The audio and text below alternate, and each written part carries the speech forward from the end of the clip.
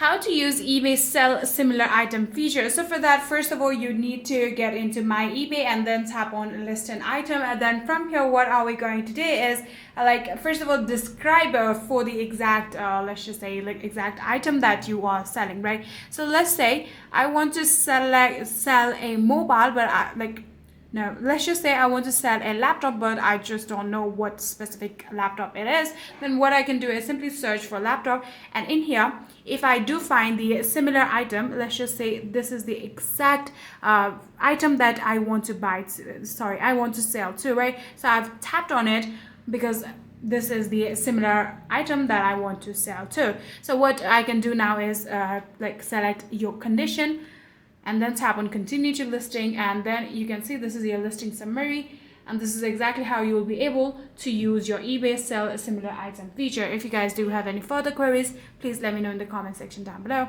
and that is it for the video.